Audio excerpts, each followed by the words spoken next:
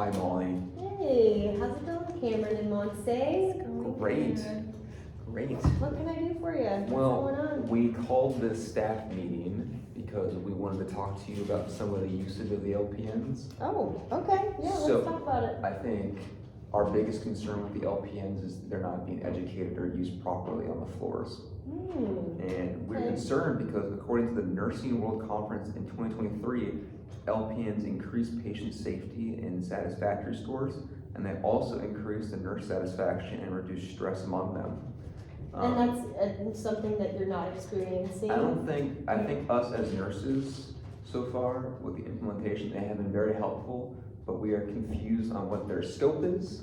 Okay. And what they can do without supervision or under their scope. And I know the hospital's policy differs from the scope of practice outlined in Washington State scope of practice. On WABON? Yeah, Okay. so we wanted to make sure that the nurses and LPNs are all on the same page about skills, assessments, medications that they can perform, so we're all on the same page and we can flow a little better. Okay. So I think this matters because it can possibly hinder patient care. Okay. You know, and Yeah. mistakes can be made if communication isn't done properly between the two parties. Now, I do have those little cards that I've We given do. We did guys. bring it. Our And only the problem LPNs. is, but the hospital's policy differs from what's on the card, so sometimes it kind of contradicts Okay. itself. So like, I have been told by other nursing managers that LPNs can't take on patients to perform focus I- assessments, I see. but on the green card it says they can perform focus assessments.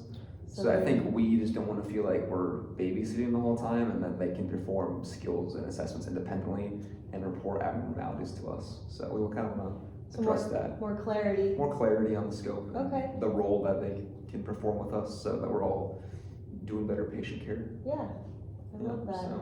Yeah, some interventions we came up with was maybe during their 6 to 8 weeks, we can meet with them once a week and meet with the LPN, the preceptor, the nurse manager, and talk about how the LPN is doing.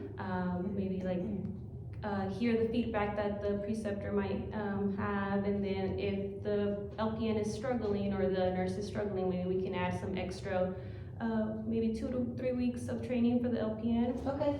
And then we're also thinking of doing preceptor feedback form, just so we know what challenges the LPN might be having, or like areas that the nurse is confused in the LPN scope of practice. Yeah. In your opinion, how long do you think the LPN orientation would be ideal? I think 6 to 8 weeks is okay, but if the LPN is having trouble with the skills and needs more training, I think that it's okay to add a little more weeks. And then our third intervention that we're thinking about was maybe educate the nurses on the LPN scope of practice. So maybe adding a video to our weekly nurse emails that we have. You guys are full of great ideas. Well, thank you. We're glad we can collaborate with you Yeah. professionally. Yeah. Yeah, So so maybe video? add a video so that way Okay. it can refresh the nurse's memory on what an LPN can and cannot do. Mm-hmm. And maybe also add like an attachment of like a website that the nurse can see what the LPN can do. Mm-hmm. Great. Those are all great interventions. I'm not against any of those, and I think the hospital will definitely could get behind a lot of those and being on the same page, because we want to utilize all of our resources and make sure that everyone's cognizant of what they're capable of.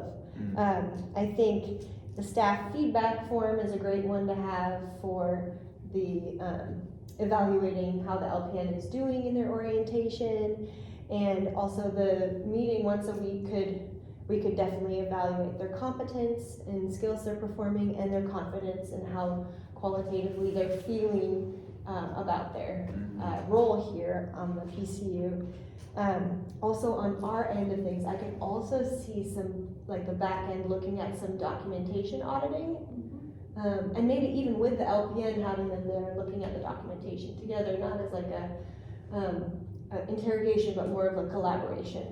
I think overall, better patient outcomes could occur out of this too. Less pressure on you guys as RNs to feel like you're quote unquote babysitting, but to be guiding and facilitating these people through a very big transition in their careers. Yeah. and possibly even a professional development coordinator meeting at the end of their orientation to just, Yeah. interview them, are they ready to be set free and take patients on themselves? Yeah. I could see, change is hard for people, so I could see some staff, I mean, you guys are exceptional nurse leaders, and I really appreciate you coming to me and us talking about this. But I could see some barriers of, it's more work to do for your coworkers, more investment in time, and more things to remember, but overall, like, we're all working as a team and we wanna promote a culture of safety, so I could see it being overall a really good, bonus for our PCU unit. Well, thank you for listening to us. Yeah, Appreciate your time. thanks for your organization and bringing in your concerns. Yeah, all right, bye. Thank you. Bye, have a good Bye. day, good luck out there. Wow.